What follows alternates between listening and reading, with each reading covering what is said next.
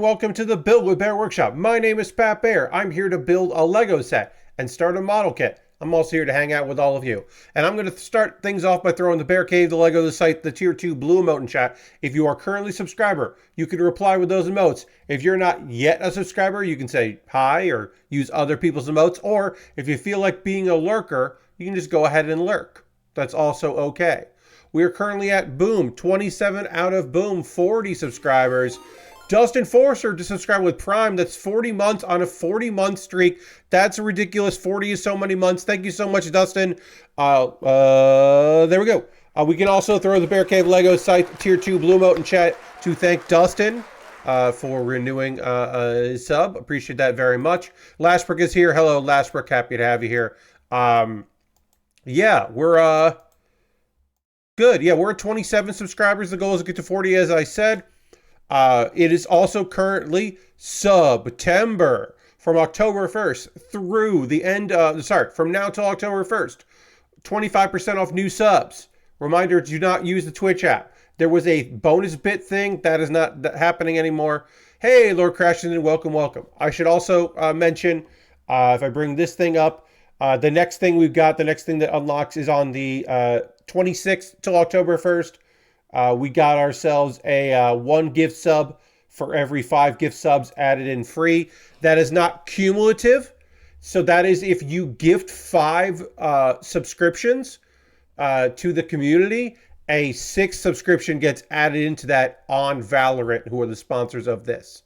So Twitch and Valorant will basically buy somebody a sub for every 5 at a time. It is not cumulative. If you get the sub and someone gives 4 subs, I don't get magically a bonus one on that. I get magically a bonus one if someone does 5. I clarified that we have time before that becomes a thing. I won't forget, but you know, we can forget about that for now. Anyway, tonight's agenda. We are finishing the 4x4 off-roader adventure set. We have built the set and we have built some of the off-roader, and we're going to finish that tonight.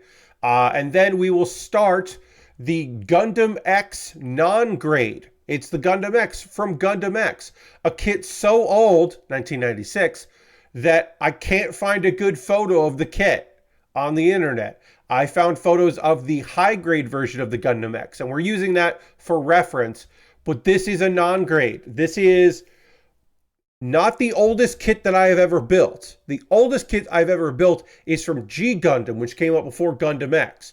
The G Gundam kits are 1994/1995, and this is 1996 because it was G Gundam 94, Wing 95, X 96. I want to say my math might be wrong, but I do know that G, it goes G, Wing, and then X in a chronological release order. So yeah, so this is a 1996 kit. That wasn't a high grade. Those came later. They did a bunch of non-grades. Then they did high grades and master grades. Finding Gundam X kits is incredibly difficult. So I'm happy to work on this, even if it's a non-grade. Hi, Aristofan. Happy to have you here. Thanks for throwing those emotes in the chat. Always nice to see the Tier 2 emote. We had 2 Tier 2s for a bit, and now we're at 1, which is fine and cool. Let's go to the overhead. Boom. Overhead. Camera. There. Hello. So we've got a tent. I could not find the piece that I was missing, so I'm going with this fix here. We do have our tent, and you can see inside the tent, we do have color-coordinated sleeping bags. But we do have the sleeping bags in there, and then this is supposed to reference, I don't know what those are supposed to be. I don't quite know what that's supposed to be there for our off-roading adventure. I'd like to say like travel packs or like not coolers, but yeah, packs of some sort. So we put that there. That's our tent. We also have this little landscape area with a scorpion and a bunny rabbit. We got 2 BMXers on their bikes here. We got a little fire and a frying pan and a shovel for putting out that fire later, throwing dirt on that fire. And they're on bikes. And then we've got, so we'll put that stuff aside because we get it later. Then we've got our off-roader. What our off-roader so far. We got more obviously to do here. Is a 1-seater, like almost all cars are in the world of Lego. They're almost always a one-seater, unless they are a scale in which you don't have minifigs. Sometimes cars, because their licensing with Lego is such that they need to be quote unquote accurate. Then those cars aren't the right scale for minifigs, and there will be multiple seats. But this one is a one-seater. We've done some of it. We can see there's the tailgate here. There is what appears to be a cooler in the back, important for off-roading adventures. It does not feel like the trunk of this vehicle is big enough for 2 bikes and a tent, but I guess they make it work. Who am I to judge? But let's get more into some Lego. I hope you're doing well out there, internet friends, Bear Cave members, and alike. But yeah, I hope things are going swell with all of y'all. I mowed the lawn today, which is, look. Ooh, actually, should this be level or should there be a gap there? I can't tell, but that does look like it should be level. And it doesn't seem to be level. I have no idea. I honestly have no idea. If I look back here, that's on there. Then there's a white. There is a black. There is a yellow, an orange, a yellow, and the white. I can't imagine that this is wrong. It doesn't look wrong. So when I go to this step, my guess is that there is a gap. Oh no, there isn't a gap. This goes here. This bridges the gap. Okay. I thought this was a 6-piecer. It's a 4-piecer. I misunderstood. I didn't screw up building it. I screwed up reading the instructions, which are different problems. But yeah, why, Pat, mowing the lawn is the thing that a lot of people do. Why do you bring it up every time? And the reason I do is because I am allergic to pollen and like cut grass, basically. My grass allergies are fine walking around. My allergies go real bad, and I don't know what to do about that. Seeing the outcome of Twitter, what happens when you use the same email password, username, email for accounts on risque porn sites and social media. Lord Crashington, I'm so glad I don't know what you're talking about. I am sure at some point, I am sure that the retweets or whatever will come in and I will know what you're talking about. But I don't right now, and I'm so psyched about that. You don't have to explain it to me in chat. I am so glad I don't know. I was basically only forward presenting on social media today, where I was posting about my streams and such, and then also trying to shame people that aren't going to be wearing masks at TwitchCon, because a lot of people I know will be at TwitchCon. Both personally and professionally, a lot of people I know will be at TwitchCon, and they will not be masking, and that is a fucking bummer. So mostly I was not reading things, so I don't know what you're talking about. I was talking about how I'm fine with just like grass. I can just like sit on a lawn and not have a problem. But when it's cut and it's in the air, and I breathe that in, that's a real bummer for me. And it sucks. So I am glad that I'm taking my my allergy meds, and that helps. But generally, when I mow the lawn, I'm kind of wrecked for the day. I do wear a mask when I do it. I do take a pill beforehand, and do my best to mitigate. But mowing the lawn, then bagging up all of the lawn clippings, because, hey, Pat, you could just mow the lawn and mulch it, and you don't have to bag that stuff up. Well, you kind of do, unfortunately, where I am. Because, yeah, Lord Crashington, I just don't know what you're talking about, and it's okay, and I don't know what you're talking about. Like, that's the end of it.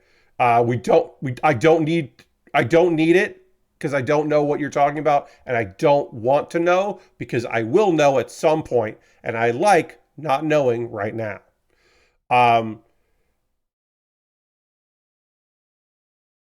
Yeah, no. Last brick, I don't know. I don't know what's going on. Um, yeah, so I have to bag up lawn clippings in my yard because we get a lot of weeds. And they're like, well, Pat, weed killer takes care of weeds. Here's the thing. Weed killer, every year there's a new weed killer formula. And the weed killer formula takes care of weeds that they know that an area has had the previous year. Weed killer is local. I don't know if you know that. So it takes care of the weeds from the previous year. And then it guesses the people that manufacture weed killer. They try to guess what the big weed is going to be, the predominant weed is going to be for that year. It's honestly, actually, kind of like the flu shot, where the flu shot is like, hey, yes, it is like the flu vaccine. Weed killer and the flu vaccine are similar in that they are taking care of what they know could be out there and then guessing what is the most likely thing. So generally, you'll have a weed that is growing all over because, birds are transplanting it, it gets cut, it grows or whatever, weeds thrive and all of that. The wind blows it around, all of that stuff. So generally, you're taking care of the previous one, and then a new weed shows up, and everyone fucking hates it. So in order to reduce the growth of weeds in our yard, I cut into a bagger, and dump the bagger into bags, then take that to the dump for lawn recycling. And I do that, which takes longer, looks nicer, but it does take longer. And also, doing that means that I am transferring from a bag from the bag on the lawnmower to a big heavy duty black bag several times. And then that just poofs it into my face, even though I'm wearing a mask. It's still going to be a bummer. So when I talk about the fact that I mowed the lawn and did all that stuff, one, I'm complaining because this is an avenue for complaints, certainly. And two, it's because I'm like, well, I'm kind of shot for the day. Kind of don't have a lot going on. I am generally prepared for those things, but that's where I'm at. Okay, so I need 4 of these. We're going to put them on the front of our vehicle there. So yeah, that's my update for today. Mowed and then felt bad for the rest of the day. Didn't take a nap. Sometimes after mowing, I take a little nap. I deserve it. I didn't do that today. Just real low energy. You got hot again? It was actually kind of cool today. And then we got some rain. And then it got very humid and sucked. And that wasn't fun. I was not a big fan of that. All right, so we got to apply here our sticker to the hood, our hood sticker. You got a drought going on in Ohio, says Lord Crashington. Oh, that's a shame, Lord Crashington. Yeah, we had a rough spring. We had a very dry spring into summer, and then hurricane season we haven't been hit by any hurricanes. We had a couple tropical storms. We had a couple big storms that were not great, but it's mostly meant that we've had rain. And I don't know if we're out of the danger zone as far as that goes, but I think we are.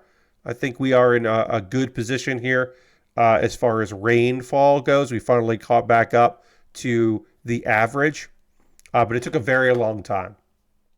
And certainly, we're not the only area that has been dealing with that.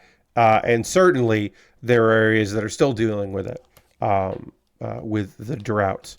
And hopefully that, people get some goddamn rain soon. Be nice. Nice for a little rain.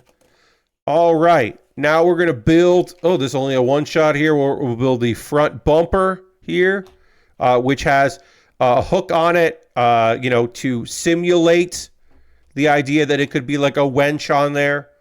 Because, you're doing off-roading.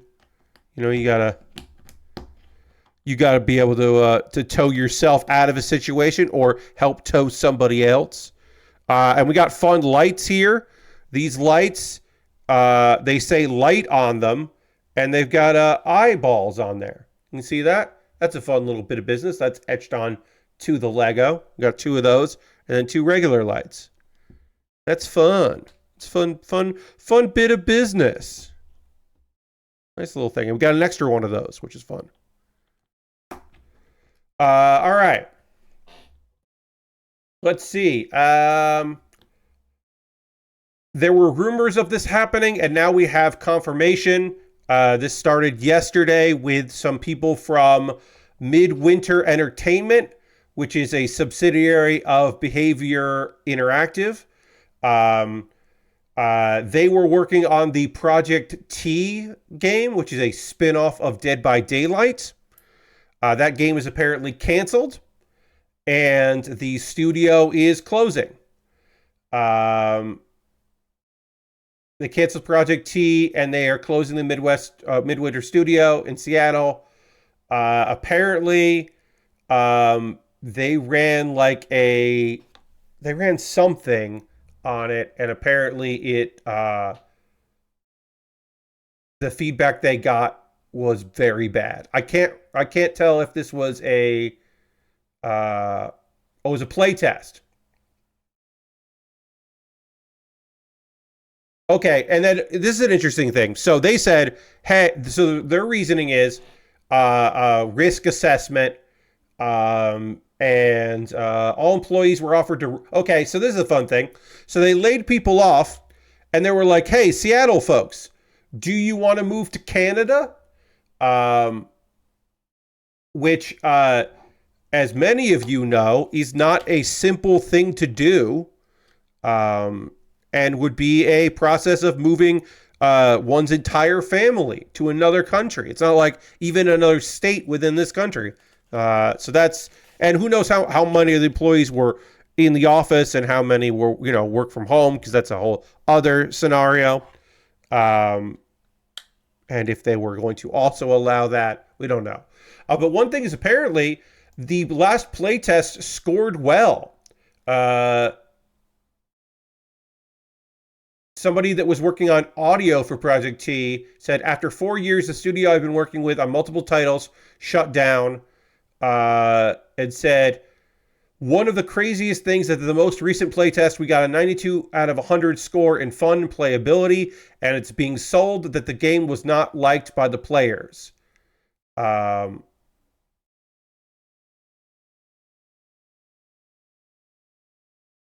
But obviously, they got cold feet about it, canceled the project. Who knows? Maybe the sample size, maybe they ran other tests. We won't know that. That's not a thing that we're going to be privy to. But it is a shame to see more layoffs. Let's see. And this is now the second time that there have been layoffs at Behavior Interactive. Their first round was in January, where they laid off about 3% of their workforce. And then they made 95 people, quote unquote, redundant in June. So this is the third time that they've laid people off, one in January and one in June as well. And of course, closing a whole studio as well. It's fucking rough. It's rough out there. My condolences to those that have lost their jobs, because it is a very tough environment to find new employment in the games industry. Yeah, Lord Crashing. Then one would assume that, they're saying, oh, the game didn't test well, but really it's, hey, we're just going to pull the plug on this because of a variety of reasons. But they're saying it didn't test well, which, is the people that would argue that don't work there anymore. So I guess you can just say that if you want to say that.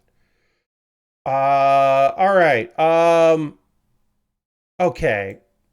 So we got to talk about this Nintendo thing. Nintendo, they are suing Pocket Pair. Pocket Pair are the developers behind the game Pow World. So, an important thing to know about this is that Pocket Pair are not being sued for gimmick infringement. They're not being sued for their characters being lookalikes in many cases to Pokemon stuff. This is the quote unquote like Pokemon with guns game. There are a lot of designs of things in Pow World that really seem like they are straight up Pokemon lifts.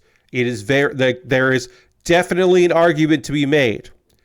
The thing is that Nintendo is not making that argument. Nintendo is being Nintendo. They are not suing because they are like, hey, you stole our intellectual property. They are suing because apparently Pocket Pair is infringing on patents in Japan. That's right.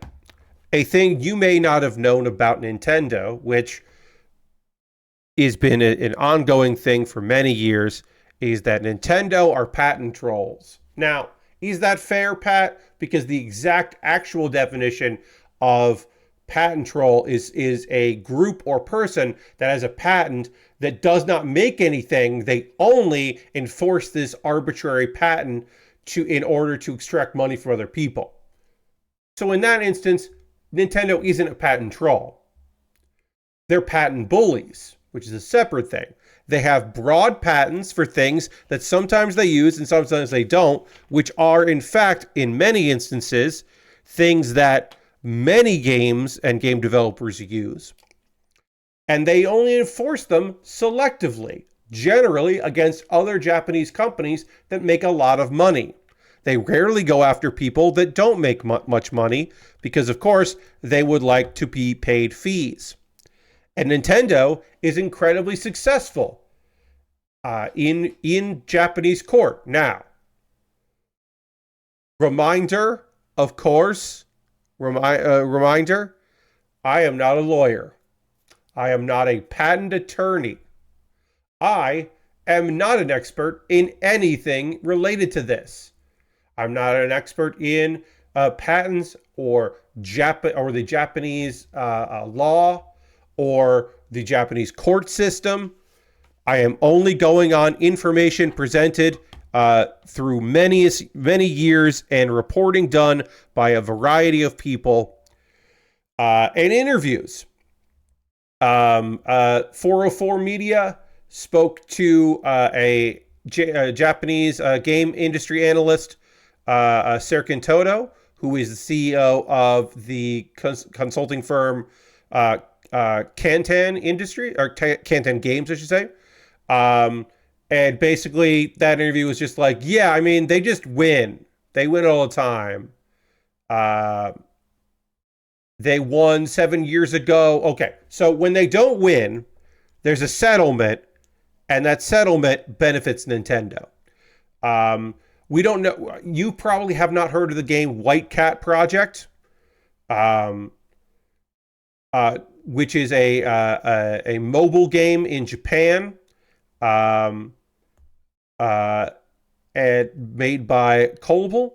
And Colpal were not infringing on any copyrights. They were not doing anything that was, they weren't ripping off Mario or anything like that. They just made a game that people seem to really like, and then Nintendo was like, what if you didn't make that game without paying us because you made a bunch of things? 6 patents they thought this company was violating. One of the patents was for a confirmation screen after sleep mode.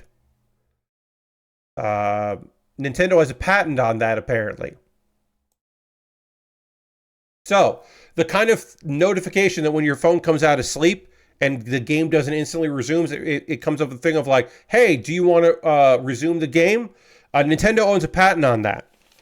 Why don't they enforce that with every game that uses that? because they don't want to. They only want to do it sometimes because they're Nintendo and they can do that. Apparently, Nintendo has a patent for.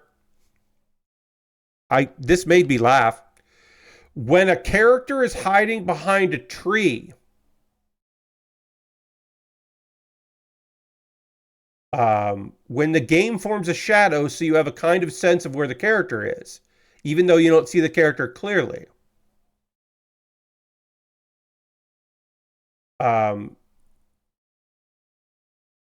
So basically, yeah, they win. The Colpol settled in 2021. And basically, they're not trying to. So basically, this expert said, in his opinion, Nintendo is not looking to shut down Pocket Pair. They are just looking to get money out of Pocket Pair. And they are protecting their patents, quote unquote. Because we don't know which patents they are now. And this is a small studio at Pocket Pair. I believe Pocket Pair, yeah, it's a small team. But yeah, so this is earlier in the year, Nintendo said that, we're aware of this game. You don't have to keep mentioning it to us. We know we'll either deal with it or we won't deal with it. They said that. And then people were like, oh, yeah, all right. Yeah, they'll deal with it. Whatever. Now they are dealing with it. Now, this is speculation, of course. This is only speculation. All right, sorry. I got to put rubber bands on here and not break this rubber band because this is the suspension. This vehicle has suspension. So I have to put a rubber band on here to get our suspension together. So possibly this is stemming from Pocket Pair announcing that they are making they're expanding their IP and there could possibly be an anime done with Aniplex, which is Sony. Sony owns Aniplex. They are a studio and production house. You've maybe seen the logo before some anime. Hey, just learn spicy. So yeah, Sony owns 2 streamers. They merged into one streamer of anime. They also and a third one that they put into Funimation. Funimation had a branch in other countries. There's some European as well. They do have some European stuff, although Crunchyroll also does European things. But also they own an animation studio because, of course, they do. Now, the thinking is Pocket Pair made a lot of money with this game. They're a Japanese studio. Nintendo decided, well, fuck this. If it was a small game, if it was a small success, it wouldn't be a big deal. But because it's a big success, Nintendo is going to be, as I said, not a patent troll because Nintendo makes things. They don't just exist to have patents. So a patent bully. They're gonna be a patent bully about this. And most likely Pocket Pair, who even though they do have a lot of money, cannot use their money to fight this, most likely because, as I said, in these instances, Nintendo has not lost these. So whatever they are saying is infringing are patents that they are confident in. They have either won or there have been settlements in which they won. So, yeah, once I realized it was for patent issues and not character infringement, I was like, oh, well, that's just bullying. That's not fun. That's not a fun thing.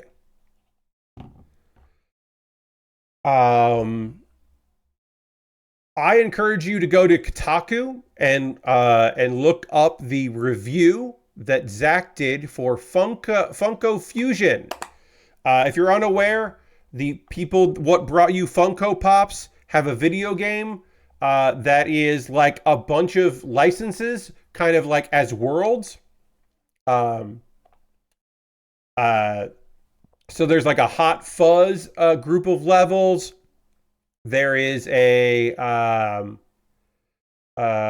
Jurassic Park one.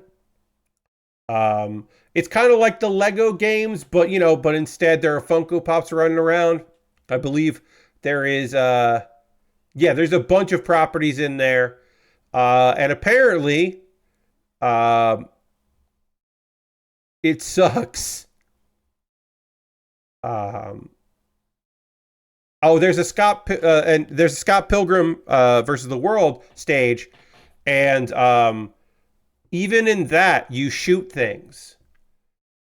You may remember that Scott hits people with a guitar, uh, and you don't shoot. He doesn't shoot anyone, but in that area you do shoot people, and apparently you just always shoot people.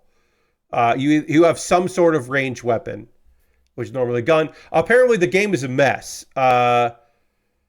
You got He-Man, Battlestar Galactica, Umbrella Academy, Jurassic World. Oh, not Jurassic Park, Jurassic World. My apologies. Uh, that unlocks a hub world based on that character's IP, and then you can keep going. But apparently the game just crashes all the time. It's got soft reboots, hard reboots, corruption of save data. It seems like as Lord Crashton said, so it's as good as Funkos themselves. Which, I'll say this about Funko Pops, they're at least, in my experience, well made, even if they're not something that I'm ever been interested in.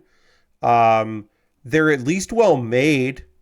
I've only had one Funko Pop in my life, and I only had it long enough to sell it, because I acquired a Funko Pop, a Comic-Con exclusive Funko Pop, and then sold it to help pay for, basically I paid for all my food, and that year at San Diego, the only year I've been to San Diego Comic-Con, I had to repair my phone and put a new battery in it, and that Funko Pop paid for that, and then all my food that long weekend. So, in my one experience, Funko Pop's pretty cool. It's just that experience, though. um,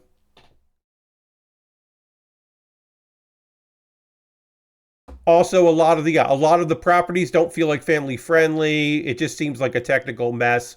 It's a good, um, it's a good like fuck this game review. Perhaps if the shooting in Funko Fusion was enjoyable, I'd not mind every character playing as a generic third-person shooter protagonist. But the combat in Funko Fusion is the opposite of enjoyable. Guns feel very weak and aren't satisfying to use. Part of the problem is that every enemy is a bullet sponge, able to take more damage than you'd expect. Fights between frustrating, dull events as Funko Fusion tosses. Fights become frustrating, dull events as Funko Fusion tosses way too many enemies at you, often not stopping until you finish an objective. And that's basically the only type of combat encounter you'll face in the game. This is developed by 1010 Games. It released on the 13th. And the little one sheet thing here from Zach is bad combat, awful puzzles, horrible performance, odd selection of IP, lots of bugs. Liked, though, nice looking levels. Played about 10 hours, didn't finish. Feels right.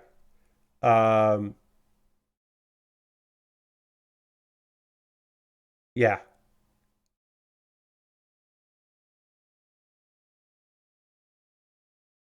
The headline above says Funko Fusion soft locked on me 21 times, and that's true, but it would likely be higher if I didn't avoid crafting stations, which would often lock up on me and force me to restart the game or level. Even when I avoided these crafting stations, I still got screwed by the game. One time an enemy I needed to kill just never spawned. Another time a character I needed to escort just disappeared.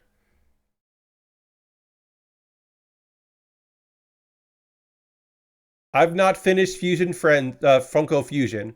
I'm not sure I ever will. I don't want to play it anymore. Beyond everything I've already shared here, there are just so many little problems with the game too. Chests take forever to open. Managing your inventory isn't fun. Cutscenes are forgettable. Level geometry gets reused a lot. And sound effects often sound bad or don't work properly. It's a great review. It's just a really fun review. All right. We are now done with this. We have finished our off-roader set. So it does have, as I said, it does have independent suspension, as you can see by these rubber bands. Push back there, push back there, push back there, push back there. So we can do this. Can bounce around, which is very silly. This is a silly thing that this has that it has rubber bands to be suspension. It's very, very silly. But you can get real wobbly with it, which I've never said about a Lego set before. But yeah, this Lego car can get wobbly. All right, so we're gonna put a bike in the back here. How do they want me to clip this? Is there a way to clip this bike, or you just set it?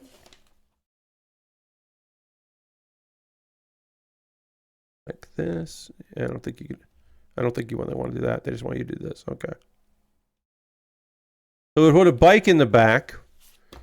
Now, we don't need the helmet, so we can put the hat back on. And if this guy is going to be driving this, you know he's got a backwards baseball hat on. You know he does. We'll put him here, driving. We're gonna set. Oh, I could just do this if I wanted to.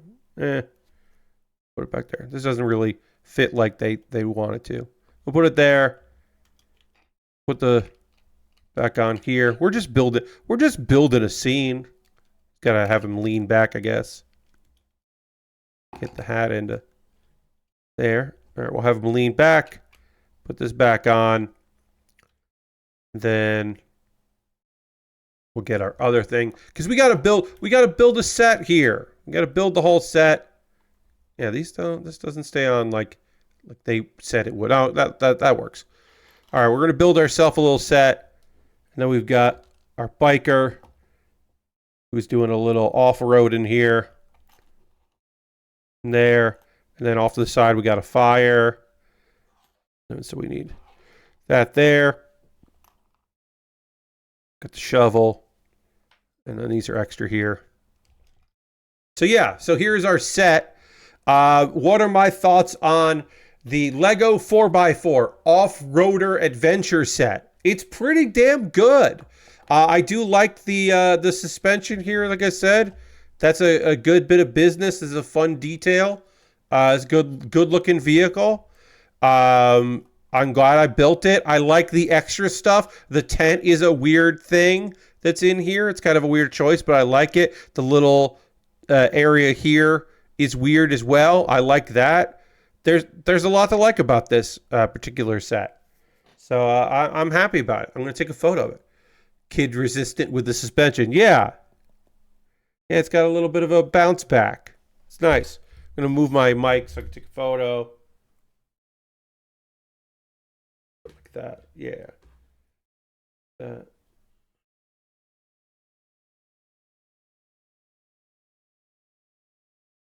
You know what I'll do? I'm going to do this. I'm going to take 2 photos. Haha. I'm going to take 2 photos. Haha. And then I'll take a photo of this with the bike in the back and the driver with the backwards baseball cap, because that's it just feels right. It just feels right, everybody. It just feels right. And then we'll take a photo of this thing here like this.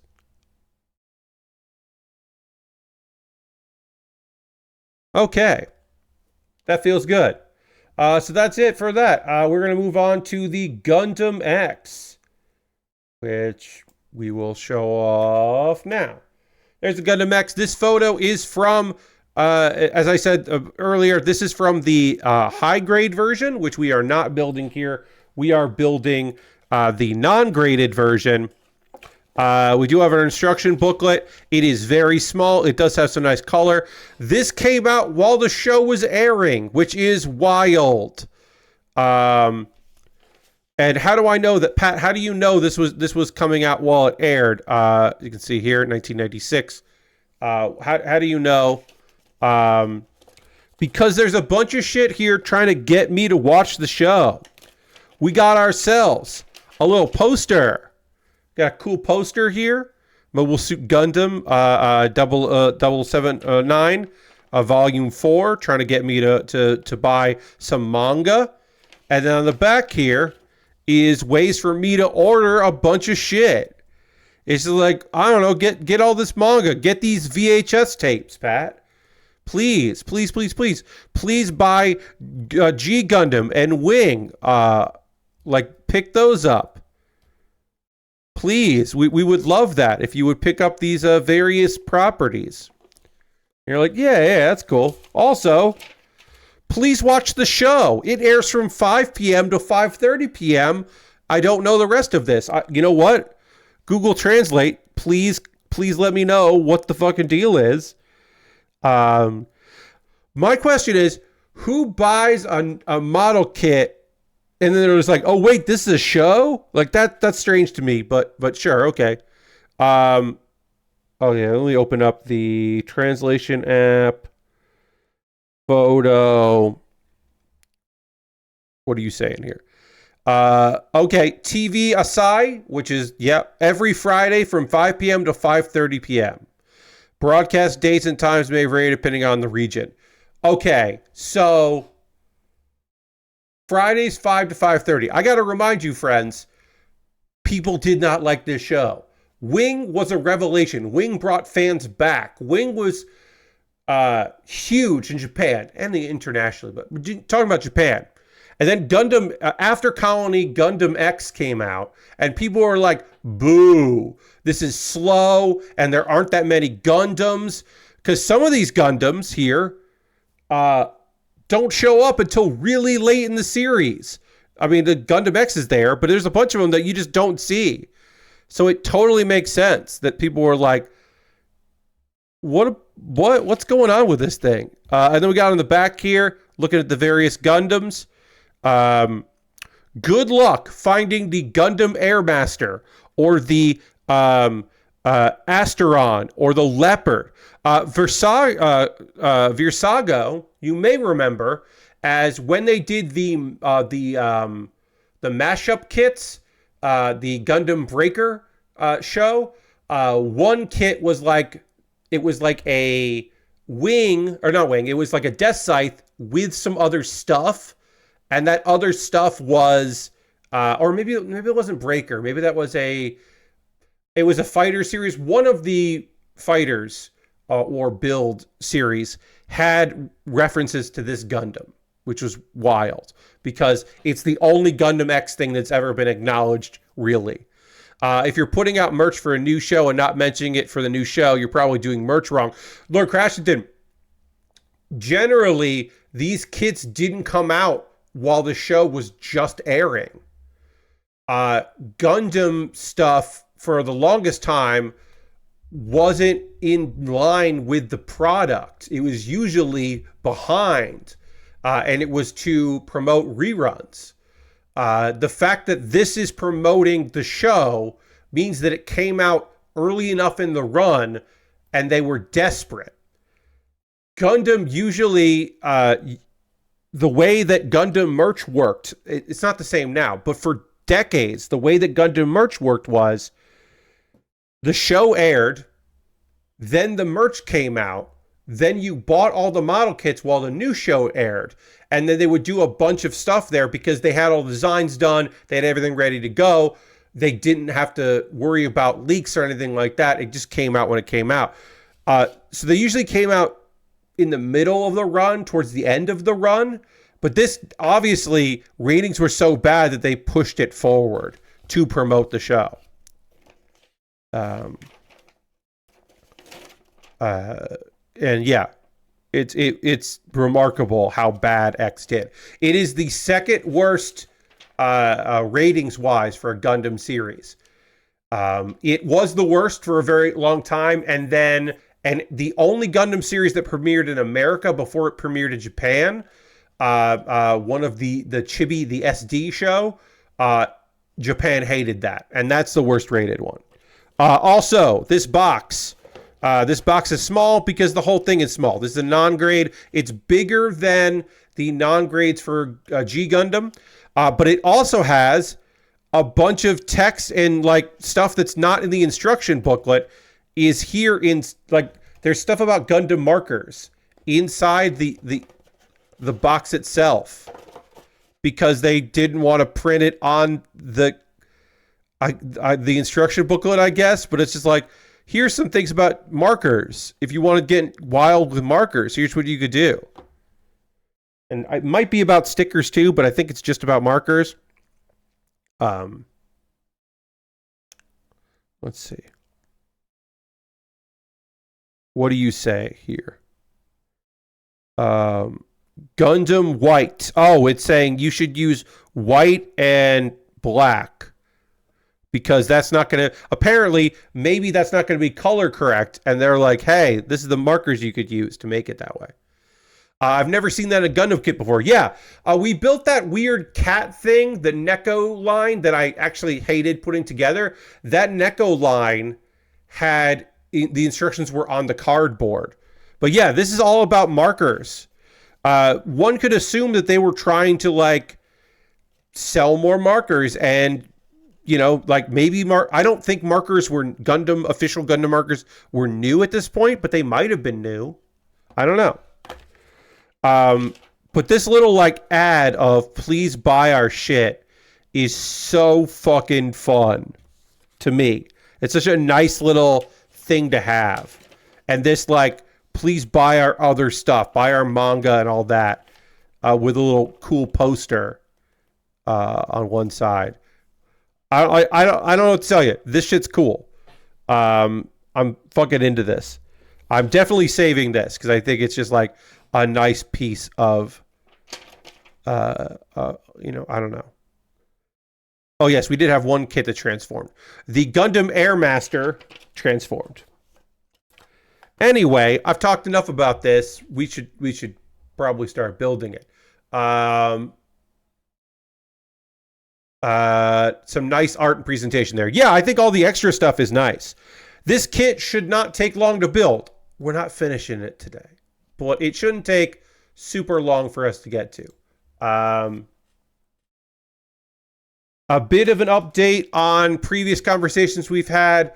Ryan Ellis was the game director at Fireworks Studios for Concord. He has stepped down as director, game director over there. And nobody knows what's happening.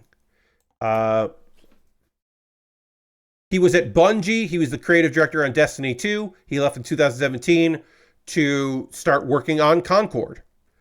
And he was going to step down from game director and move into a support role instead. So he didn't leave the company. He's just not there anymore. And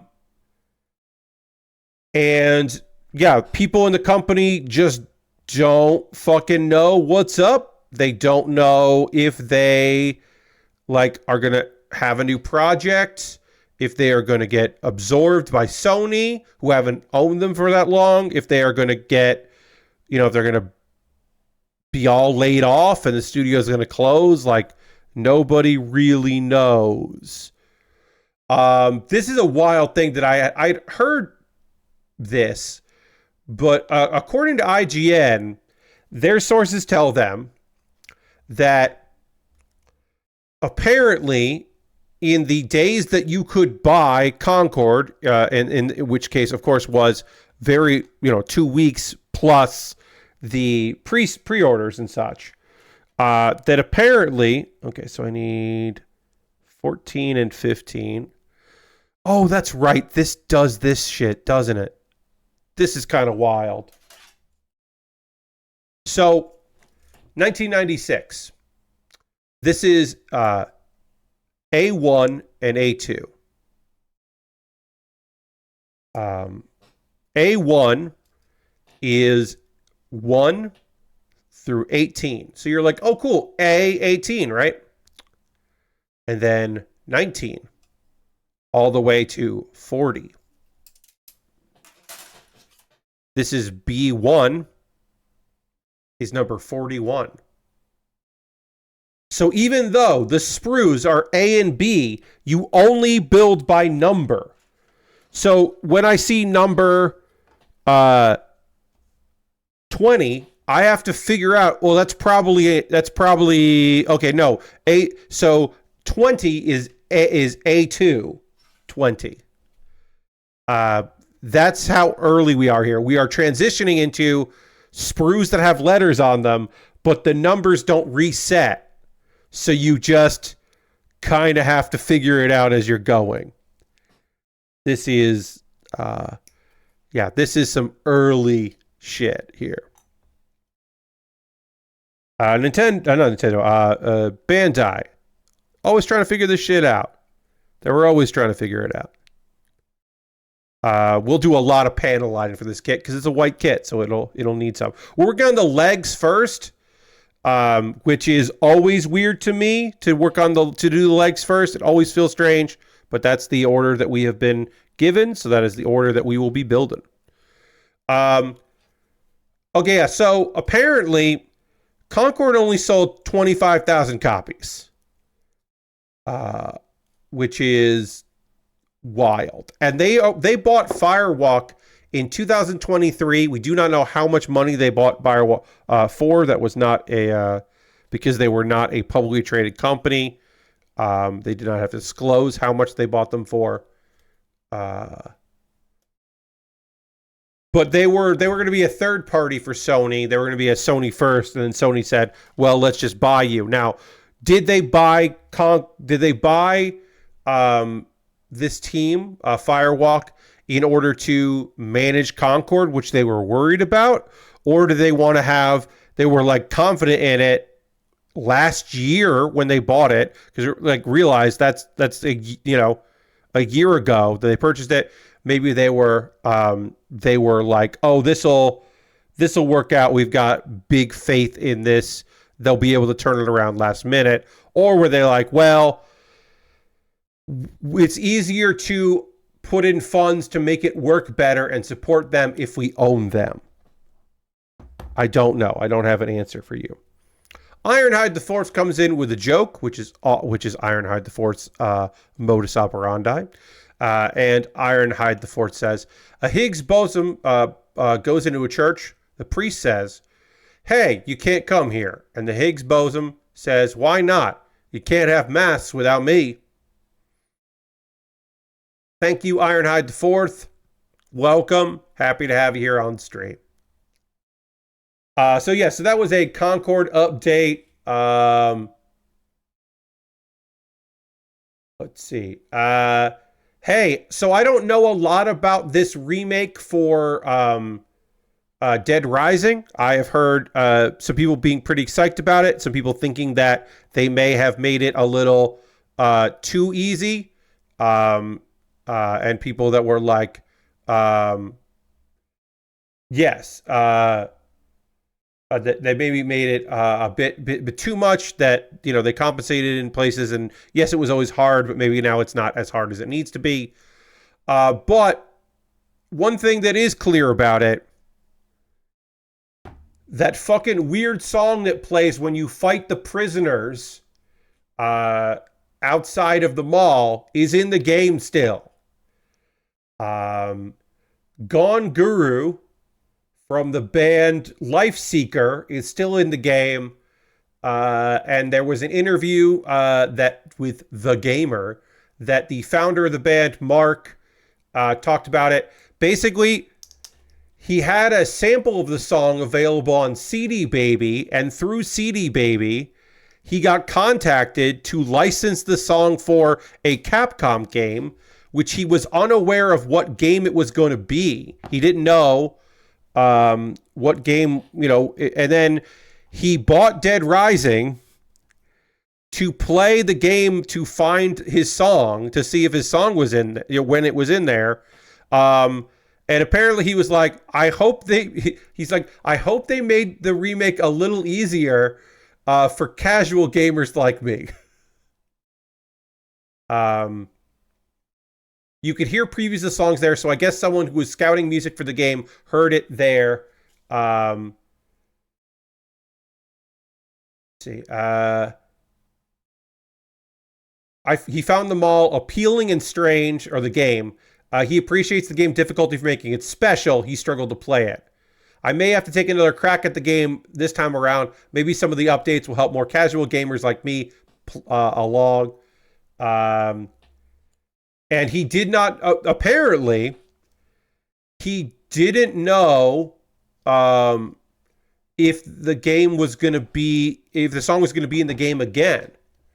But he says, even though by now it's a little old hat, there's always new fans from Dead Rising releases who check out the whole Lifeseeker catalog and find stuff they like and become fans. To bear witness to that and know that a lot of your hard work has paid off and someone is enjoying the stuff you've made, that's a great feeling, which is nice. Yes, Lord Crashington. Well, here's the thing, like, I don't think that Capcom, I mean, the idea that Capcom put Dead Rising out in the US was still kind of like a little wild because that game was so hard and weird and if I remember correctly, came in very fucking hot. So the idea that people resonated with it and liked it and it endured and they made so many of them was kind of remarkable. So yeah, I'm not surprised that they licensed some songs off CD Baby. That they were trying to fill the game with some weird... And, they're looking for some weird stuff. That's a weird song. They were looking for strange things. And also probably inexpensive. But the only thing I can think of is that they didn't have to relicense the song, I guess. What deal did Mark sign that they didn't have to relicense it? Because he didn't know if it would be... Now, maybe he's being a little playful. Maybe they did relicense it, but they didn't... There were no promises that they would use it again. But on what he says, it sounds kind of ridiculous. Okay, so... one thing I'll note right here. When we look at the photo... When we look at this photo... this photo is not from this non-grade. I can't find a good photo of that. This is from the high grade version, and you can see right here. This is supposed to be white. The foot is supposed to be white, and it's not. And so the instructions that are saying markers are telling me that I should use a white marker to make all of this white so that it's color accurate. We don't have a sticker to make this accurate. So this is kind of fun to be able to look at this high grade, this photo of the render of a high grade, to then compare it to what we're actually building. Because as I said, this is a non-grade.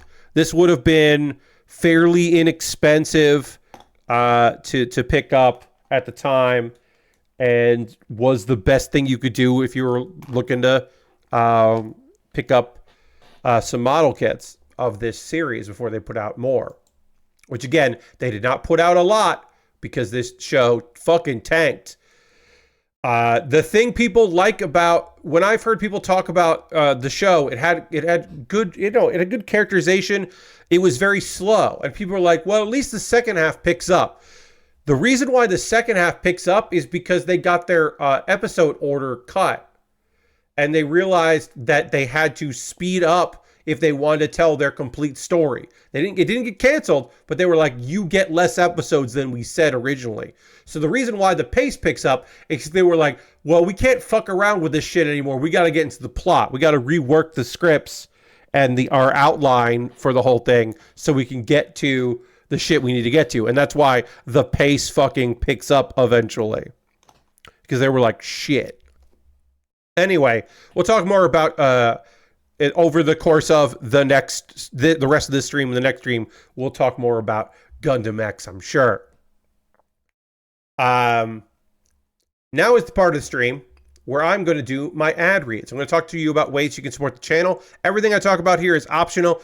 You don't have to do any of these things. If you would like to support me financially, I'm going to give you various ways to do that. And again, you don't have to, but if you want to, be fucking rad.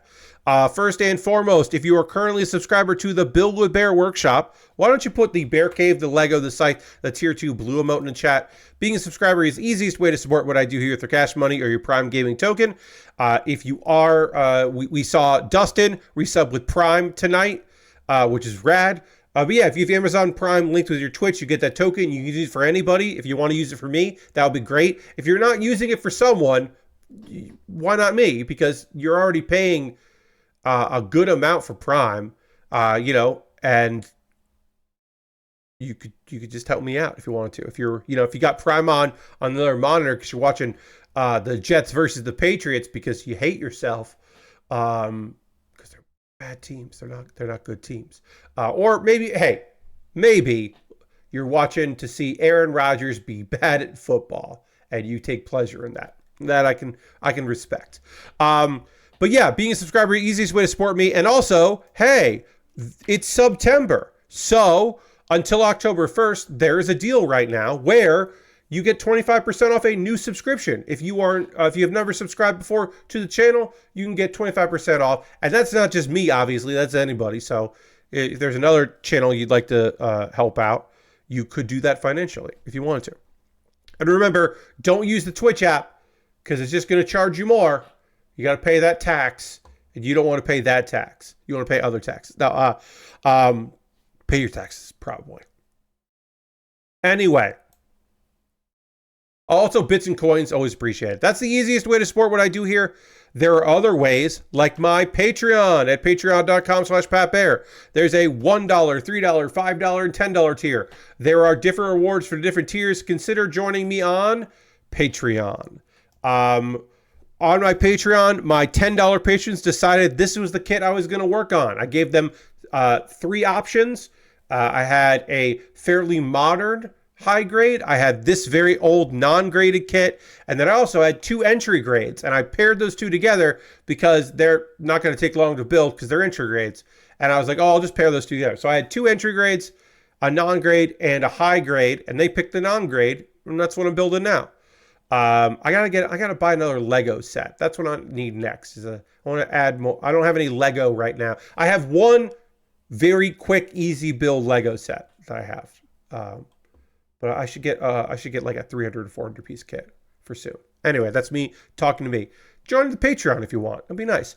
I have a YouTube channel, youtube.com/PatBear. Subscribing over on YouTube is free. Please do that if you want to support me for free. Just subscribe to my YouTube. Watch a couple videos. That would be awesome.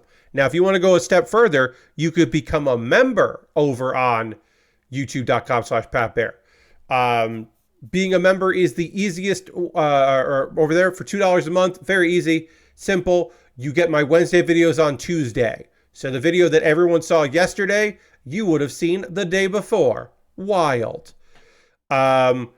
Those are all monthly ways to support me. If you want to just do a one-time donation to my Ko-Fi or my PayPal, you can do that. And everything I make through direct donations through YouTube, which includes AdSense, so watching my videos helps me out, through Patreon and through Twitch, all goes into a fund. And out of that fund, I take money and I buy model kits. This Gundam X non-grade that I'm building, I purchased that through a wish list. Through my wish list. I had it on my wish list and I purchased it. Speaking of my wish list, I have a little bit of a backlog here of stuff that I'd be happy to build. If you want to decide what I build next and have it not be that, you could buy something from my Amazon wish list. It would come to you in the mail, or come to me in the mail, I should say. Jesus, my words are all messed up tonight. It would come to me in the mail. I'd make a dedicated video for YouTube about the thing. It's called a mailbag video. And then it would jump the queue. It would become the next thing I built, because that's the least I could do, is build the thing that you purchased for me before I build other things. I got Lego sets. I got model kits. I have very inexpensive stuff. I've got the cheapest thing I have on my wish list right now is $9.97. It is a very small Lego 3-in-1 of a red dragon that becomes a fish and a phoenix. If you want me to build that, you could buy that for, $10 plus tax. If you have tax, you got to pay sales tax or whatever. I have inexpensive kits, expensive kits that go on sale all the time, kits that never seem to go on sale. I recently added the knockoff Lego A-Team van, the A-Team van that also comes with guns. It comes with like guns for minifigs. Doesn't have minifigs, but has guns from a company called Tweenadar, which I don't know. I bet it does not feel good to build that fake Lego, but I put it on the wish list because it'll be fun to find out.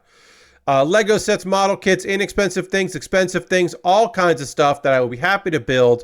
And some gear at the bottom. If you see something there you'd like to see me put together and you want to buy it for me, you could do that. That would be great.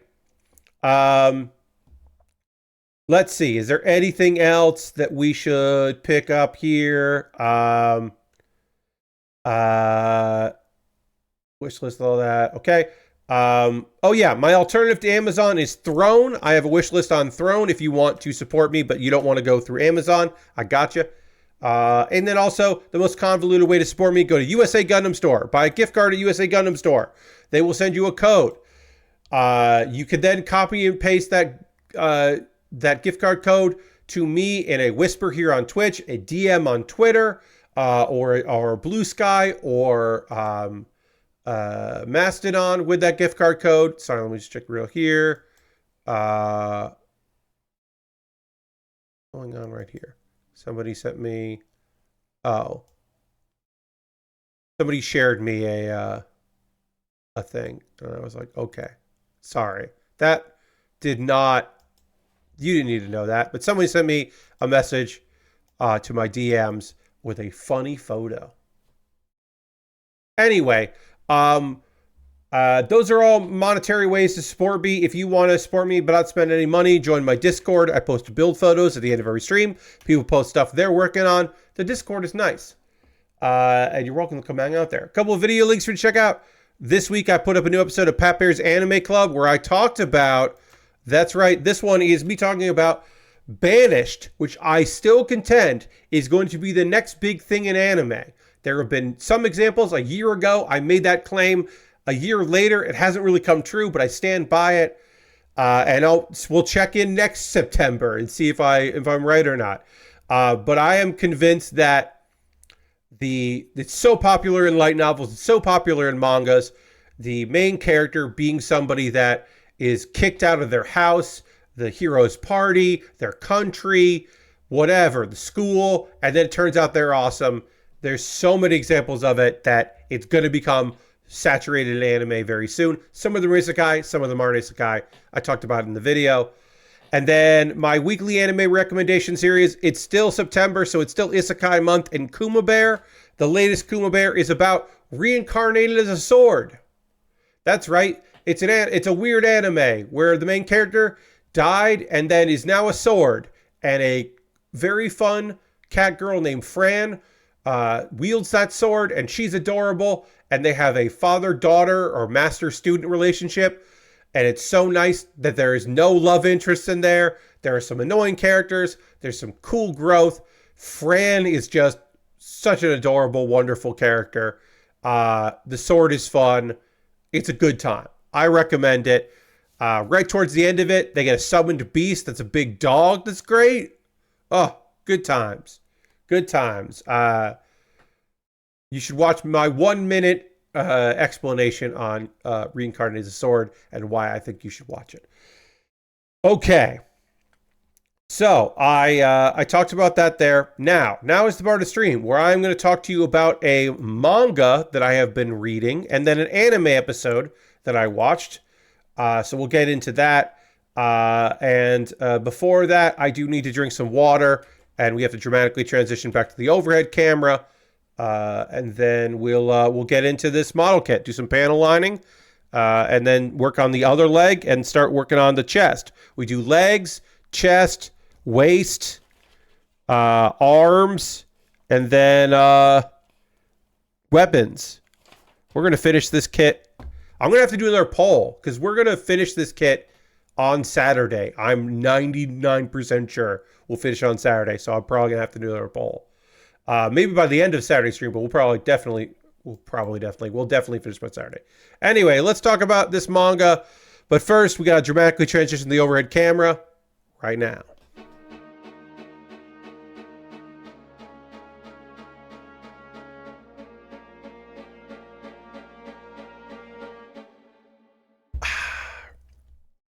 I mentioned how there are a lot of manga about the banished / kicked phenomenon of the plot really begins when the main character is kicked out of something or banished or sent away. And that's also the case for throwing potions at 100 kilometers per hour. The exclamation point is in the title. That's a manga that I have been reading. It's about Vino. Vino is a guy in the party. He is in the A-ranked party called Assault. And he's a potion maker. He makes potions and he delivers those potions. So he works assist. He's a supporting person. Now, the idea of somebody making potions in a party is kind of interesting. You know, they would just be doing like porting, you know, doing that kind of stuff, and then also doing various support. And you would imagine that a potion handler probably isn't respected that well, right? You can kind of understand how they wouldn't necessarily treat him too well, because like, why is he getting a fair share? He doesn't do any combat, right? He's only in the back line, and we've got a healer. So all he's really doing is supplying the healer with more mana, and she's so good as a healer that we really don't need that. We don't have to worry about that shit. We'll figure something else out.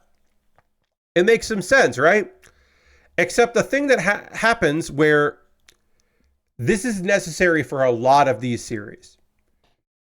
Vino is incredibly talented, and he's better than any other potion user in this world of theirs. And his party doesn't understand that. So how is he great, Pat? Well, he understands when his potions are going to wear off. So he knows better than anyone when another potion is required. He also can create hundreds of different varieties of potions, and he can store them in a subspace. Now, most other potion users can only hold a certain amount, and he can break that. He can hold 99 potions of every type of potion he can make. So he never runs out of potions. And also, because he's on the back line, to save people the time and energy and maybe, get into problems of having to run back to him to get the potion, or him having to, run to them and be in danger, he got very good at throwing potions. And he can throw them, not for you to catch, for them to end up in your mouth and then you drink it down. Which, the one thing I'll give them is, apparently the ladies in the party do not enjoy that. They do not like him throwing liquids into their mouths. Which, granted, again, that is totally reasonable that they would be like, this sucks. So he's got a very good arm, and through practice, he's gotten very good at doing something no one else can do. But anyway, he gets kicked out.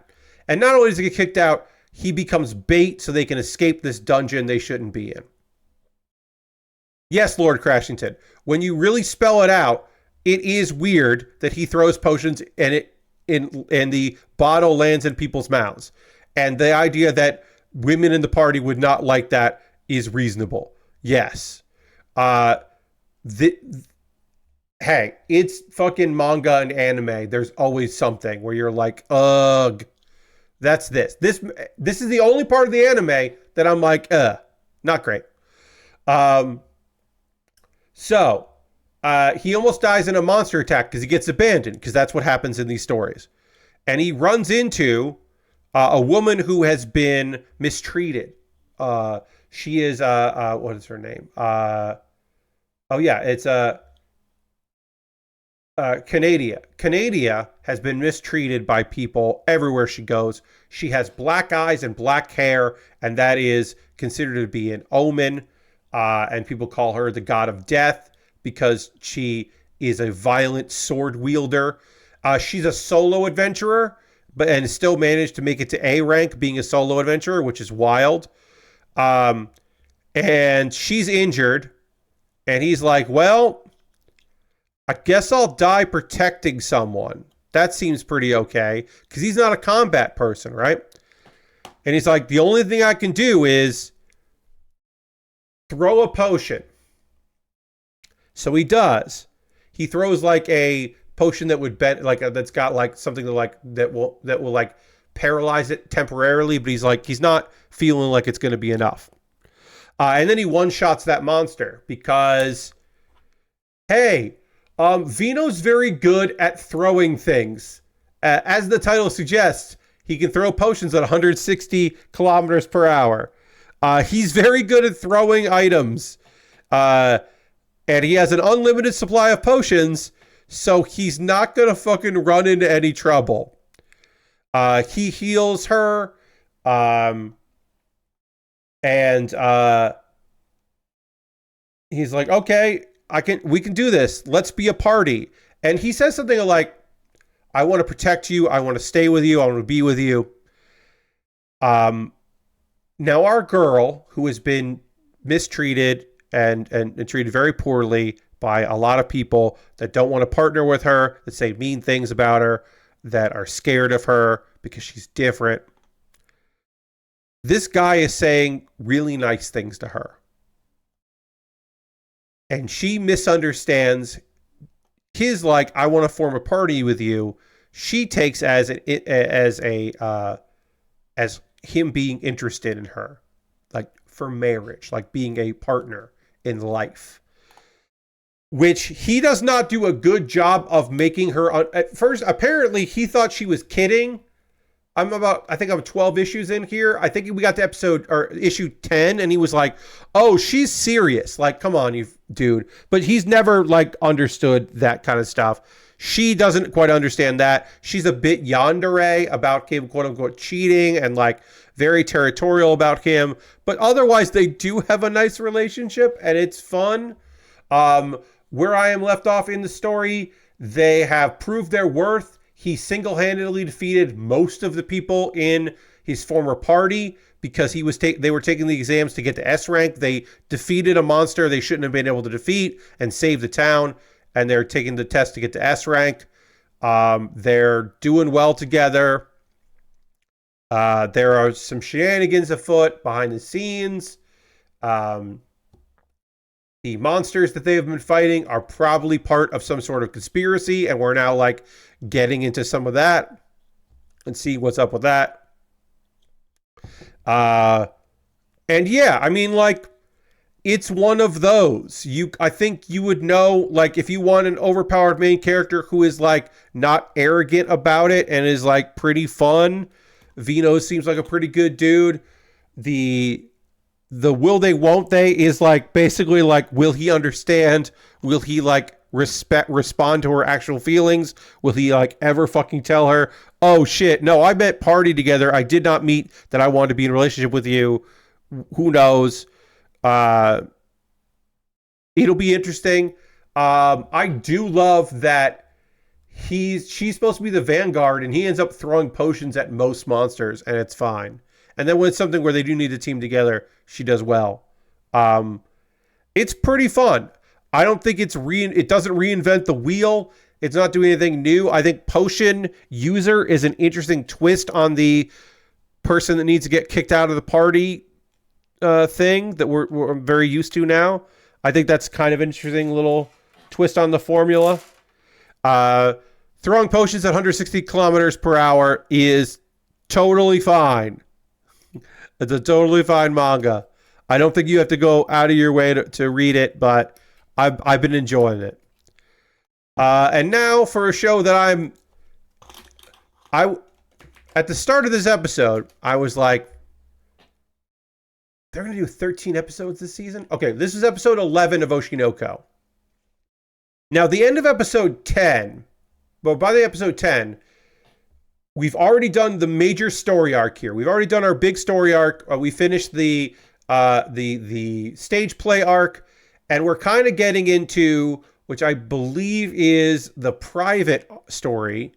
And so we're like starting a new one. And so I kind of figured, I'm like, well, when we found out that Aqua figured out that his dad is dead, and so he doesn't have a revenge target anymore. So it's like, kind of figured that out. It's like, all right, well, they could have just done 10 episodes this season. They didn't really need to do, like, what are we going to figure out in episodes 11, 12, and 13? It's episode 11, as I said. It turns out there's more shit going on. This is past where I was in the manga. This is all new stuff to me, so I was like, what are we doing here? Turns out we are doing some stuff. There's some emotional stuff, there's some character growth, and then there's a big thing at the end of episode 11 that is just like, oh, what? Okay. So, Kana tells Aqua that, hey, I'll help you pack for the Miyazaki trip. The group and Aqua are going on a trip. Kana says, I'll help you out. They got to get a suitcase. Kana treats it like a date. And so she's like really paying attention to the outfits she wants to wear and all of that. And then they meet up. Kana wants to pay for the restaurant meal. And she's kind of jealous because she notices another couple where the guy's paying and he doesn't offer to pay. He ends up paying his own way. And so she's like kind of fucking grumpy about that, which makes sense. But also, they're not on a date. He's not considering this a date, and she should know that.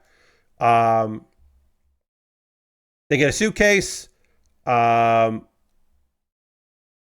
He ends up picking a white suitcase, which she realizes, oh, that's the same color as my glow stick color.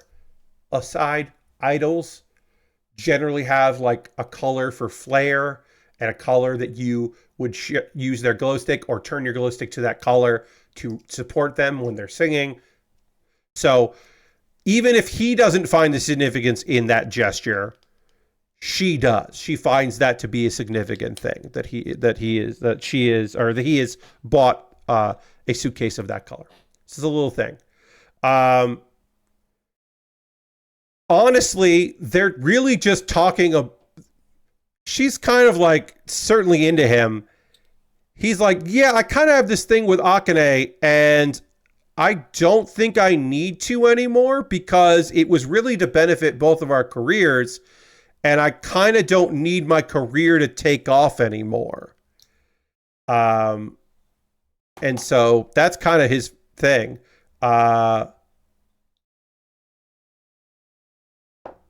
With it, because he thinks his dad is dead, so he's just like, I definitely don't really need to be with Akane for, you know, to pretend anymore. And it's not really pretend for her, but it's definitely pretend for him.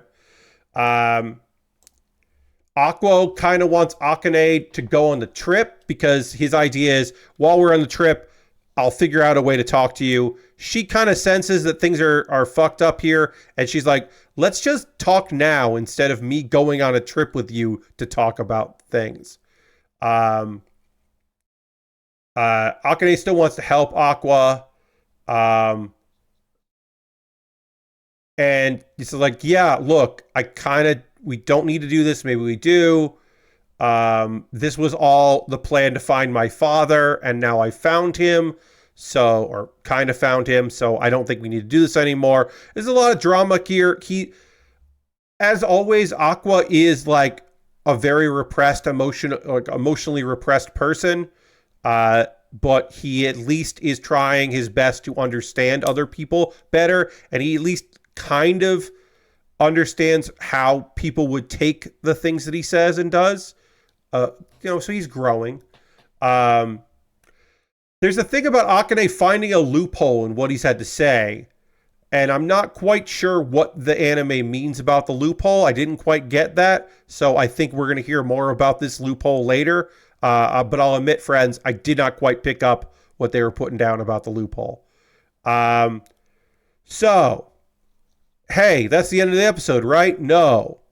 The real end of the episode is Ruby, Aqua's sister, is at their mother's grave. And she's telling the mother about how things are going, what she's doing, how Aqua's doing. She's just like kind of talking to the grave.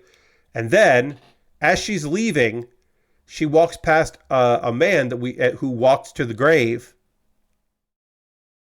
And from his conversation at the gravesite, that's Ruby and Aqua's father. Is it the guy, the half-brother father? Is it the same person? Is it a different person? Was Aqua wrong about who his dad was? Did that guy fake his own death? And that's this guy? We don't know. And we got 2 more episodes left in the season to maybe find out some things. The mystery is still afoot, everybody. And I'm fucking psyched and I'm here for it. As you are fucking pretty well aware, as I've talked about this season of Oshi no Ko, season 2, I thought the stage play stuff was fine. I'm here for the murder mystery and the whodunit and the why did they. I'm not as much here for the young people trying to make it entertainment. And especially the stage play stuff. And look, I do appreciate the meta-ness that there is a character in this anime who is the writer of the manga that the stage play is based on, who has issues with stage plays.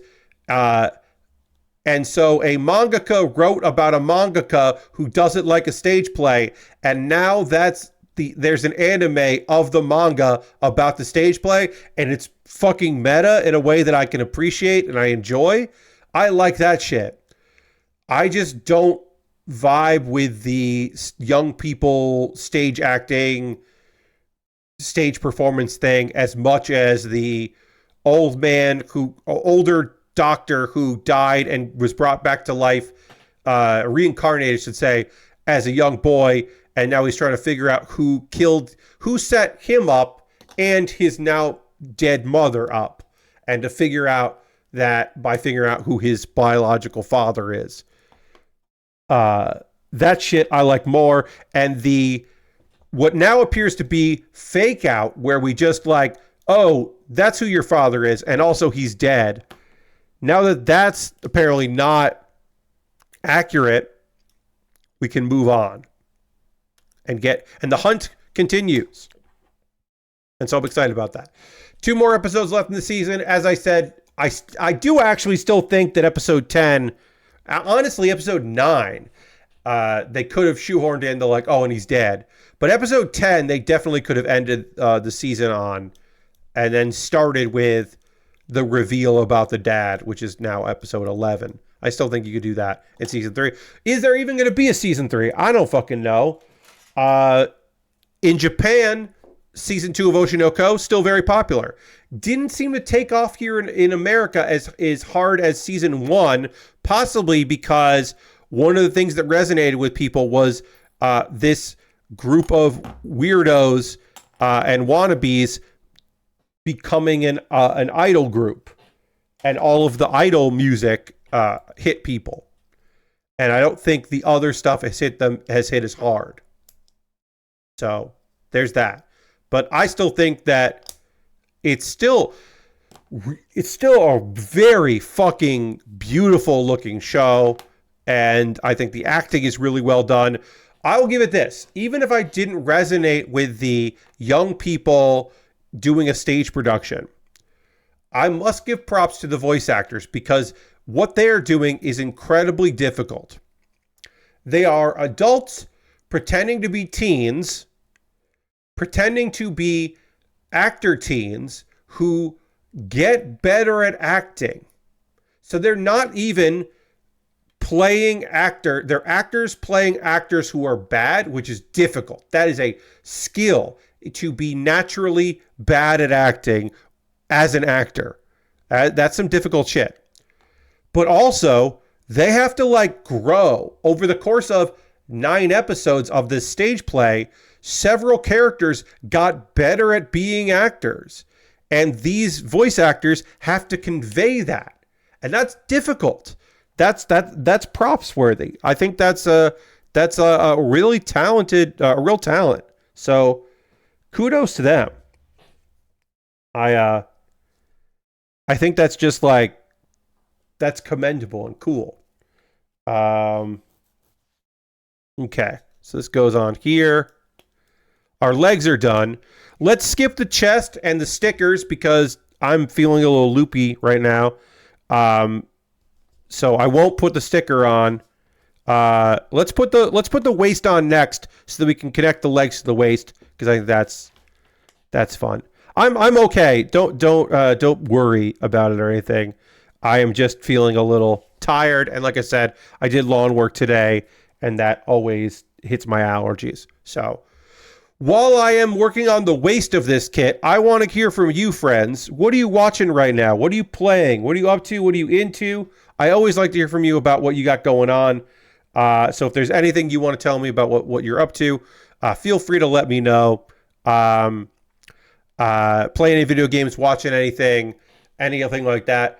UFO 50. I was gifted UFO 50 by a friend. Apparently, they had received a code for it after they had already purchased it. So they sent me the code, and so I was able to use that to get that game. It is on PC right now. I believe it is on sale for like $25 or $24 right now. Lord Crash the started UFO 50 is pretty rad so far. Yeah. So this is a collection. Derek, you had something to do with this. It's a collection of 50 games. A bit of a fictional world where these games all came out of the same developer over the course of several years. And this is like a collection of those games. And so you'll see recurring characters and you'll see some themes. And as you play through all 50, they get quote unquote better. They are full game experiences. Some are better than others. Some are clearly homages to other kinds of games. Instantly, I was drawn to some of them. There is a full JRPG in there that I do want to check out. Also, you're not unlocking games. You can play game 50 or game 15, whatever you want to do there, which I think is neat. I need number 38. So I want to say that's B then. Yeah, that's going to be... no, that's not. 44. Oh, here it is. It's over here. Got it. Yeah, UFO 50. I'm having a really good time with it. Apparently there are like code, like cheat codes or something built into it. I do want to explore from that. Oh, one thing that I thought was fucking really rad, and I haven't started listening to it, is there's going to be a year-long, 52 episodes, a 1 year-long podcast to accompany it, where every episode is about one of the games. And then there's a introduction, and then there's like a end. So like 50 episodes of it, and then the first episode is, hey, what's going on, as an introduction, and the episode 52 will be like the close. And I don't know. It sounded like some of it is going to be lore building about it, and some of it is going to be actually talking about the development to make the games. And that feels like if you were looking for like the Atari 50 treatment, the like Gold Series treatment, like that's kind of where you're going to get some of that. It's not in the game. At the end of the day, you're paying 50 cents per game for 50 games, and that's wild and weird. I still think that, like, yes, it's nice to want things and to like wish that, oh, it would be cool if they did this, and oh, I think it would have been better if they did that. But at the end of the day, it's still a really fucking cool game, and I'm really enjoying it. It is currently only on PC.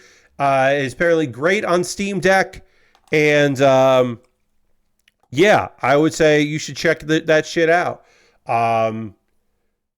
I was not prepared. I was not expecting to play it. Like I said, I did get a code for it, and I am really liking that. I have some codes for some indie games coming out next month. Next month, we'll also have, I don't know when I'm going to do it.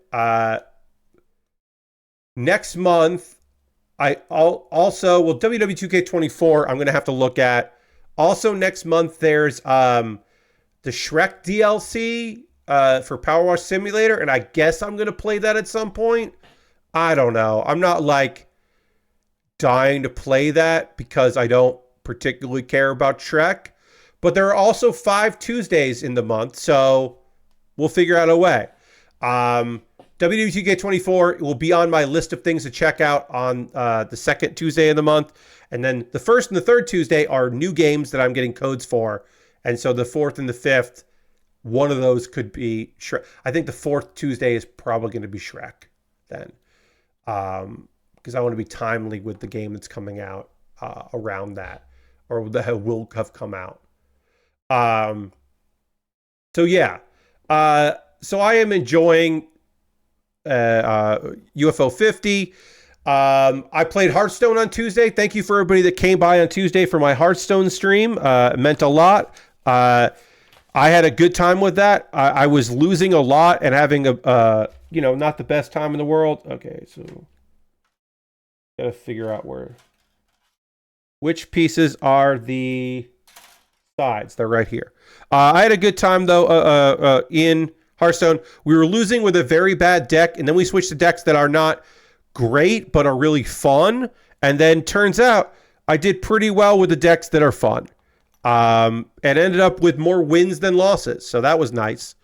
And we didn't really lose until, we lost one with a deck that I like, and then we lost when I went back to the bad deck. We suddenly lost again. It was like, of course. So I have skipped the chest and moved on to the waist so that I can put the legs together. But we're going to panel line this first, and then we will put the legs on there. So yeah, I haven't done anything with D&D or my put together group. I watched some wrestling last night and then watched other wrestling after that. This was fucking adorable. So, Tokyo Joshi Pro Wrestling, my favorite wrestling organization. They take a lot of cues from the world of idols, musical idols and such. And one thing that idols figured out was, even if you're not the most successful group in the world, and I should say, Tokyo Joshi Pro Wrestling does well for themselves. They're not the best. They're not the highest rated, promotion in the world. But idol groups figured this out. If one of their members is from a region or a town, they can promote a concert or an appearance in that region, and people who have pride of where they're from will come out. Anime learned that as well. Do you think the residents of Saga particularly cared about, were drawn to an anime about zombie girls that form a group? No, they're excited about an anime that was about the people of Saga and how they get a bum rap and how this group was trying to raise awareness of and help out Saga. So they love that anime because that anime loves Saga.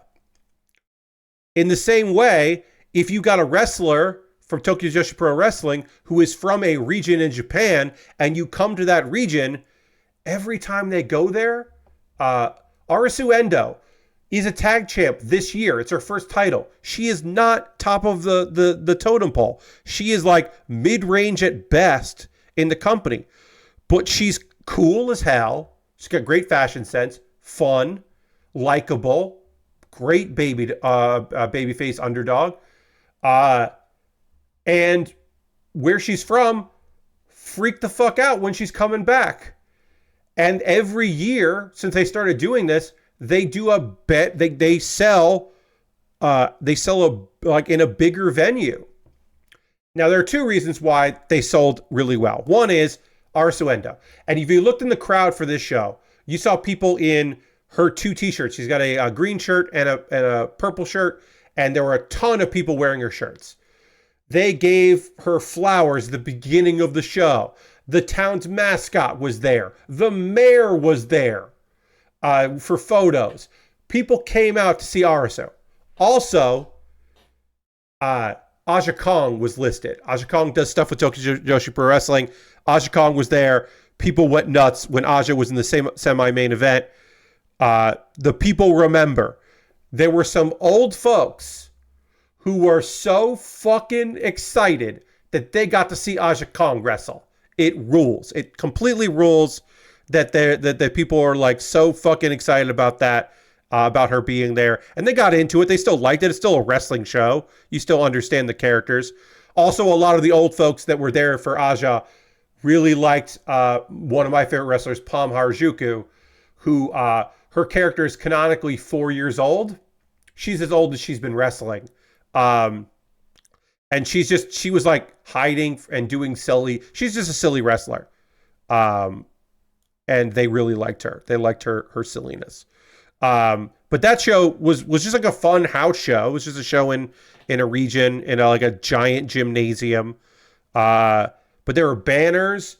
When Arasu and her tag team partner Suzume won the match, they were presented each with not physically, but the certificates for 30 kilograms of rice from local farmers. Local rice, because that's what they're known for, is their rice in that region.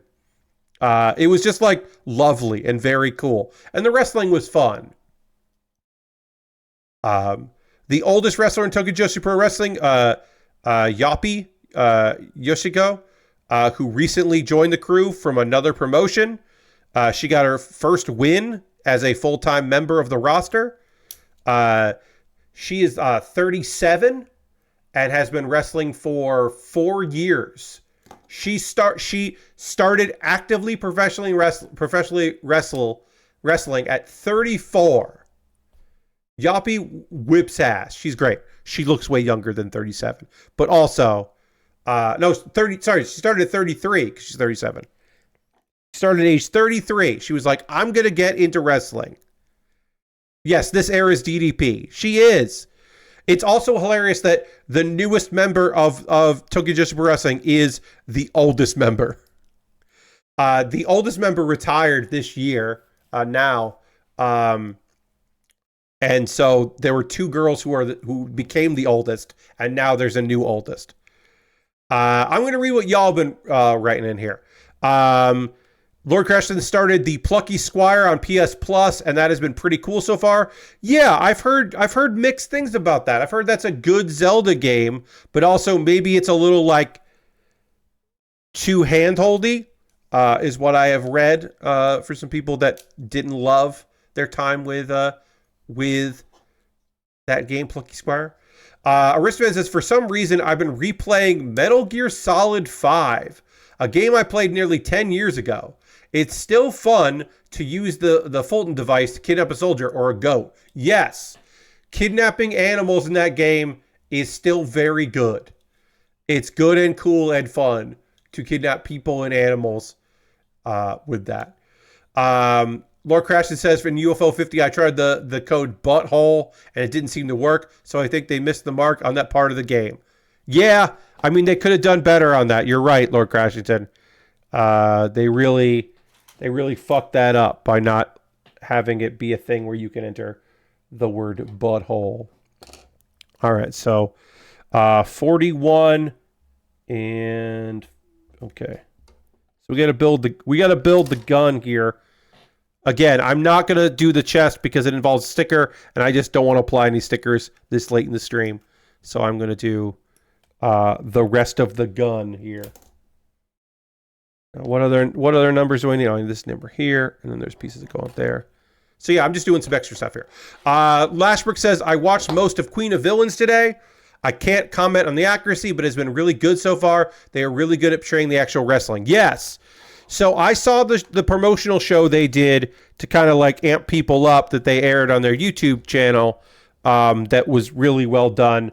I have not watched it. I do not have Netflix at this moment. I will get Netflix again for some other stuff, but I let it lapse when Dungeon Meshi was over. I let my subscription lapse there, so I do need to get it again because I do want to watch Queen of Villains.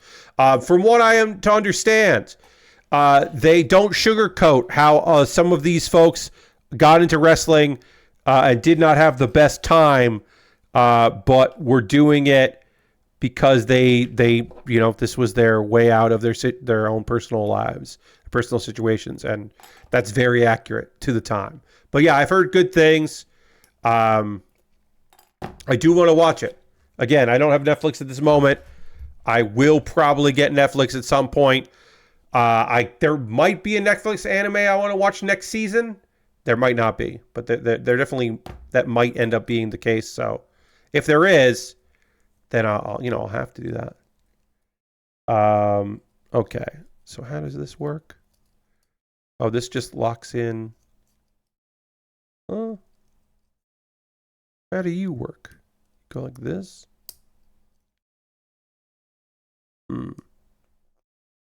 Oh, it just clips on? That's weird.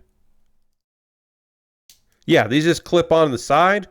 That's strange. Anyway, we'll panel line this gun, and then we'll probably call it quits. As far as things going on for me, this Sunday is a Tokyo Joshi Pro Wrestling big event, Wrestle Princess 5.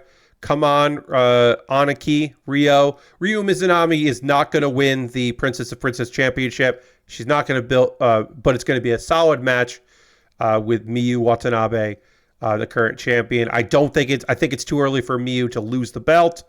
I don't think she's going to lose to they will put their tag belts on. They put their tag belts on Ryo before. They'll put their tag belts on someone. And they put their international title on someone who had a contract with them, but wasn't full-time. I don't think they'll put their world title on a part-timer unless they are going to announce that Ryu Mizunami is joining Tokyo Joshi Wrestling full-time, which I don't think they're going to announce because I don't think she's going to do a full-time contract. It would be fucking rad, and it would be a great place for her, and she'd have a great time there. That's the main event. I am worried for Arisu and Suzume that they are going to lose their tag belts to 1 million. That's Miyu Yamashita and Maki Ito. Even though Miyu and Maki travel a lot and don't need the belts, it's always weird in TJPW when Miyu does not have a title. So I could see them rectifying that. I hope they don't. I would love to see Arisu and Suzume retain. Mocha is not beating Yuki Arai. That's just not fucking happening. And then the undercard, there's some good shit. There's some good matches on the card. There's a trios match with Palm that I mentioned before. Aja Kong and Max the Impaler, who I love. Max the non-binary nightmare. Max fucking rules. That's going to be a great trio. They're going to throw Palm at people so hard. It's going to be real good. Yeah, there's some undercard stuff that I think looks good, but isn't that super strong. There is another part-timer. Honestly, there's a bunch of part-timers and indie people that are coming through. And if any of them also become part of the roster, I wouldn't be surprised. As they lose some of their older wrestlers to various commitments, or they go part-time because they have overseas commitments or whatever. I could see them picking up some other people. Who knows? This year, they only had 3 rookies. Last year, they had 6 rookies. So, All right, we finished the gun, and we finished the bottom half of the kit. On Saturday's stream, I will be building the chest, the shoulders, the head. The head is one of the last things we'll build. And then we'll build the backpack and the big gun.